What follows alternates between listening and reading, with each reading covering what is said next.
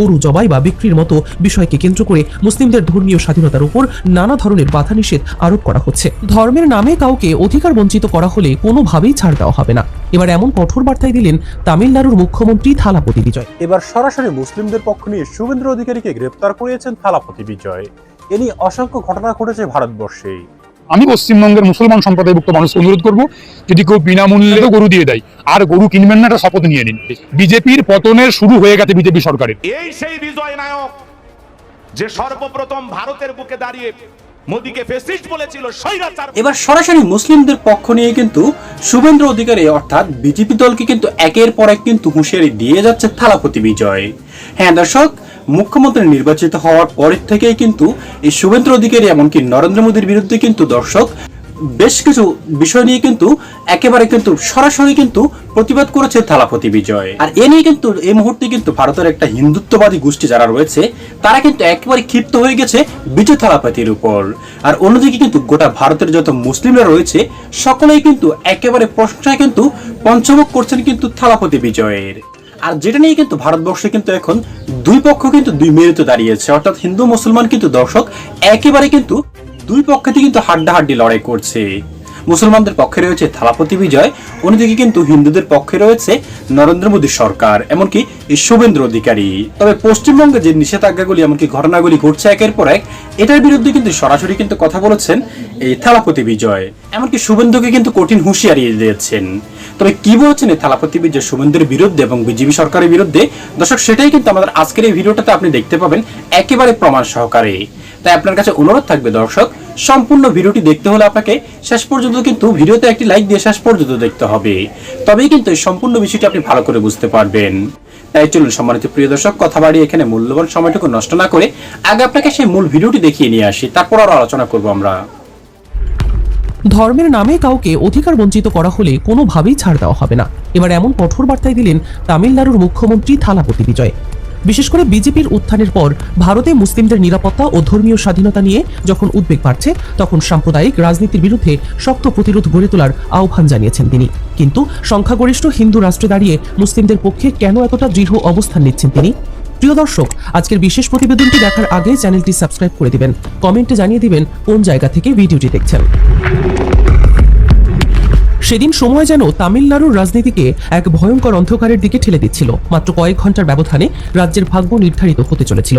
10 মে পেরিয়ে গেলে সাংবিধানিক জটিলতা তৈরি হয়ে রাজ্যে রাষ্ট্রপতির শাসন জারি হতে পারে, এমন আশঙ্কায় তখন পুরো চেন্নাই থমথমে। টিভিকে কার্যালয়ে নেমে এসেছিল চাপা উত্তেজনা। সিনেমার পর্দায় যিনি একাই অসংখ্য প্রতিপক্ষকে পরাস্ত করেন, সেই থালাপতি বিজয় বাস্তব রাজনীতির কঠিন সমীকরণে এসে যেন অসহায় হয়ে পড়েছিলেন। সরকার গঠনের জন্য দরকার ছিল 118টি আসন, কিন্তু কংগ্রেস, সিপিআই, সিপিআইএম সহ একাধিক শরিক দলের সমর্থন পাওয়ার পরও তার জোটের আসন সংখ্যা আটকে ছিল 117তে। মাত্র একটি আসনের অভাবে হাতছাড়া হতে বসেছিল পুরো তামিলনাড়ুর ক্ষমতা। প্রতিপক্ষ রাজনৈতিক শিবির তখন বিজয়ের ব্যর্থতা দেখার অপেক্ষায় ছিল, আর দিল্লির রাজনৈতিক মহলেও রাষ্ট্রপতির শাসনের সম্ভাবনা নিয়ে আলোচনা শুরু হয়ে গিয়েছিল। ঠিক এমন টানটান পরিস্থিতির মধ্যেই রাজনীতির মঞ্চে আসে এক অপ্রত্যাশিত নাটকীয় মোড়, যা মুহূর্তেই বদলে দেয় গোটা দক্ষিণ ভারতের রাজনৈতিক হিসাব।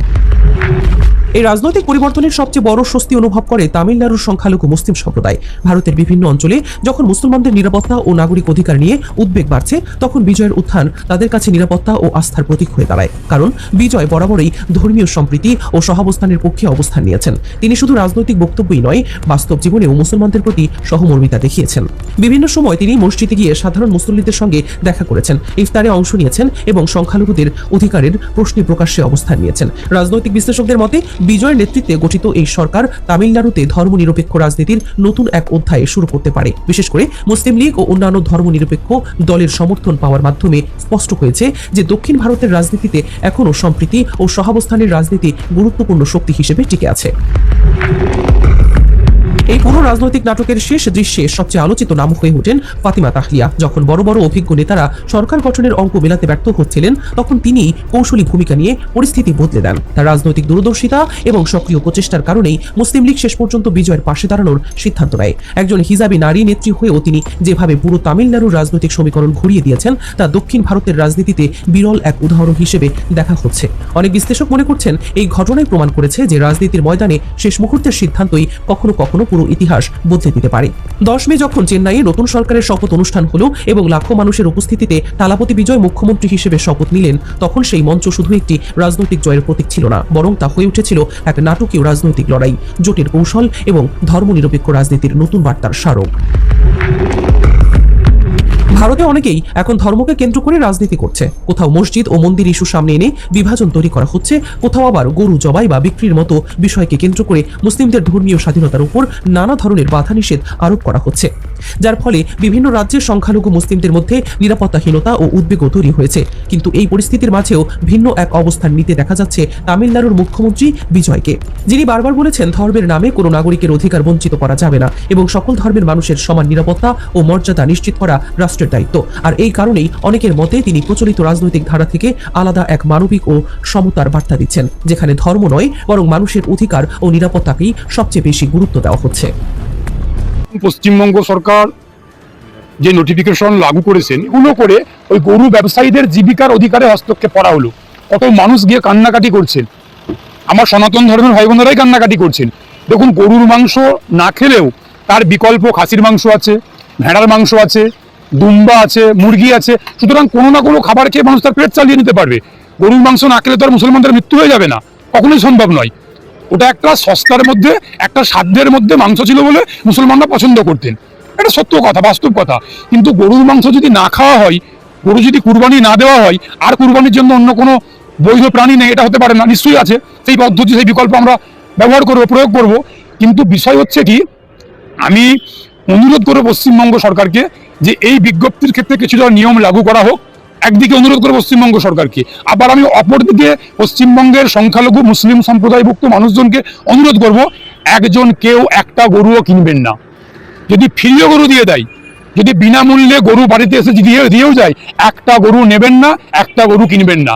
গরু কিনলেও গরুর দুধের জন্য গরু পুষুন, দুধ খাবেন, কিন্তু একটা গরু আর কেনার চেষ্টা করবেন না। সে কার জীবিকা নষ্ট হচ্ছে, কার ব্যবসা বন্ধ হচ্ছে, কে খেতে পাচ্ছে না, কে কান্নাকাটি করছে, অত দয়া মায়া করলে হবে না। গরু আপনারা কিনবেন না, গরু আমরা কিনবো না, গরুর মাংস খাবো না, এটাই ব্রত হোক, এটাই প্রতি হোক। সুতরাং যার ফলে গরুর মাংস বন্ধ করা হয়েছে, গরু কুরবানি বন্ধ করা হচ্ছে, এর ফলে মুসলমানদের কতটা ক্ষতি হবে, মুসলমানদেরকে তো বিপদের মধ্যে ফেলার চেষ্টা করেছিল বিজেপি। এই মানসিকতা নিয়েই করছে, করুক, অসুবিধা কিছু নেই, আপত্তি কিছু নেই। কিন্তু যেই মানুষগুলোর কাজ চলে গেল, যে মানুষগুলোর ব্যবসা বন্ধের পথে, সেই মানুষগুলোর কাজের ব্যবস্থা কারা করবে, কাজের সংস্থান কারা করবে? ইতিমধ্যে আমরা লক্ষ্য করছি, যারা দীর্ঘদিন ধরে বিজেপি দলটা করেছেন, যারা নতুন দিনের স্বপ্ন নিয়ে বিজেপিকে ভোট দিয়েছেন, যারা ব্রিগেডের মাঠে গিয়ে বিজেপির শপথ অনুষ্ঠানে সমারোহে অংশগ্রহণ করেছেন, পাত পেরে মাছ মাংস খেয়েছেন, মাছ ভাত খেয়েছেন, তাদের ইতিমধ্যেই এই বিজেপির রঙ্গ দেখে তাদের মোহভঙ্গ হওয়া শুরু হয়েছে। সুতরাং যেই হিন্দুদেরকে ভুল বুঝিয়ে মাথায় হাত বুলিয়ে বিজেপি ক্ষমতাতে এসেছিল, আর আমার যারা সনাতন ভাই বোনেরা, সনাতন বন্ধু বান্ধবীরা বিজেপিকে বড় আশা নিয়ে ক্ষমতায় এনেছিলেন, সে সমস্ত মানুষের আশা ভঙ্গ হচ্ছে। সুতরাং এই সামগ্রিক দিক থেকে বিজেপির বিদায়ী ঘণ্টা, বিজেপির পতনের শুরু হয়ে গেছে, বিজেপির পতনের শুরু হয়ে গেছে বিজেপি সরকারের। সুতরাং বিজেপি সরকার 5 বছরের বেশি পশ্চিমবঙ্গের মাটিতে ক্ষমতায় থাকতে পারবে না। মানুষ ইঞ্চিতে ইঞ্চিতে এর জবাব নেবে। তৃণমূল সরকার যে অন্যায়গুলো করেছিল, সেই অন্যায়গুলোকে হয়তো আগামী দিনে, এখনো পর্যন্ত সে অন্যায় করছে না বিজেপি সরকার, কিন্তু বিজেপি সরকার যেগুলো করছে ঘুরপাতে, আসলে পশ্চিমবঙ্গের মানুষের, বাংলার মানুষের ক্ষতি সাধন হবে। এর ফলে বাংলার মানুষ আগামী দিনে বিজেপিকেও ঠিক তৃণমূলের মতো যোগ্য জবাব দেবে। তার কারণ বাংলার মানুষ অনেক প্রত্যাশা, অনেক আশা নিয়ে বিজেপিকে ক্ষমতাতে এনেছিলেন। পশ্চিমবঙ্গের মানুষ কিন্তু বিজেপিকে ভালোবেসে যে এনেছে তা কিন্তু না। আমি অ্যাডভোকেট শেখ বাবুদা, আমি খুব স্পষ্টভাষী, আমি স্পষ্ট কথাতে বলছি, পশ্চিমবঙ্গের 100% মানুষ যে বিজেপিকে সমর্থন করেছেন, ভোট দিয়েছেন, এটা বিজেপিরাও জানে খুব ভালো করে নেতারা, যে বিজেপিকে ভালোবেসে আদর করে ভোট দিয়েছে তা কিন্তু না। পশ্চিমবঙ্গের মানুষ চেয়েছিল তৃণমূলটাকে তারাই, তৃণমূলটাকে হারাই। এই দৃষ্টিকোণ থেকে, এই ভাবনা নিয়ে, এই চিন্তা নিয়ে বিজেপিকে ভোট দিয়েছেন। সুতরাং বিজেপি যে অন্যায়গুলো করছেন, যে অনৈতিক কাজগুলো করছেন, এগুলো কিন্তু বিজেপির পতনের শুরু হলো, বিজেপির পতনের শেষ হচ্ছে। আমি একটা কথা বলে শেষ করব, আমি বিজেপিকে বলবো, এবার তোমার পতন হলো শুরু। দর্শক, ঠিক যদি এভাবে চলতে থাকে তবে ভারতবর্ষও কিন্তু দর্শক একটা যুদ্ধ পরিস্থিতির মতো কিন্তু সৃষ্টি হয়ে যাবে। কারণ একই দেশে যদি দুই ধর্মের লোক যদি মিলেমিশে যদি চলতে না পারে, তবে কিন্তু দর্শক সে দেশে কখনো শান্তিও আসবে না, এমনকি সে দেশ কিন্তু দিন দিন কিন্তু ধ্বংসের পথে যাবে।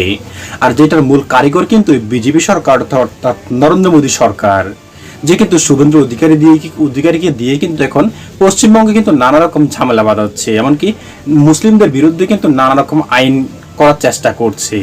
আর যেটা নিয়ে কিন্তু মূল উত্তেজনা সৃষ্টি হয়েছে গোটা ভারতবর্ষে। এমনকি এখন নরেন্দ্র মোদীর বিরুদ্ধে কিন্তু জায়গায় জায়গায় কিন্তু আন্দোলন শুরু হয়েছে, কারণ এর মূল মাস্টার মাইন্ড তো হচ্ছে নরেন্দ্র মোদী। আর সেই কিন্তু দর্শক বেশ কয়েকজন হিন্দুত্ববাদী নেতাকে দিয়ে কিন্তু বিভিন্ন রাজ্যে কিন্তু এই বিষয়গুলি ঘটাচ্ছে। তবে এত সব হিন্দুত্ববাদীদের মধ্যে কিন্তু একজন সফল যে নিরপেক্ষ দর্শক থালাপতি বিজয়, তাকে কিন্তু পাওয়া গিয়েছে। আর তার মধ্যে যদি এরকম আরো দু একজন হয়ে ওঠে ভারতবর্ষে, তবে মোদীর পতন যে অতি শীঘ্রই আসতে যাচ্ছে দর্শক, সেটা কিন্তু আর বলার অপেক্ষা রাখে না।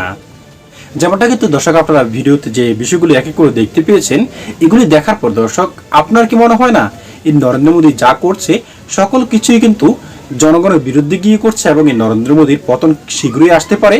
দর্শক অবশ্যই আপনার মূল্যবান মতামতটুকু লিখবেন আমাদের কমেন্ট বক্সে, কারণ আপনাদের মতামতটুকু আমাদের কাছে অনেকটাই মূল্যবান। দর্শক আজ এ পর্যন্ত, ভালো থাকবেন সকলেই আশা করি। এতক্ষণ ধরে যত ভিডিও ক্লিপ এবং ফুটেজগুলি আপনাদের সামনে উপস্থাপন করেছি আমরা, সকল কিছুই কিন্তু আমরা সোশ্যাল মিডিয়া থেকে সংগ্রহ করেছি। এখানে আমাদের নিজস্ব অথবা ব্যক্তিগত কোনো কিছুই নেই। দর্শক খোদা হাফেজ।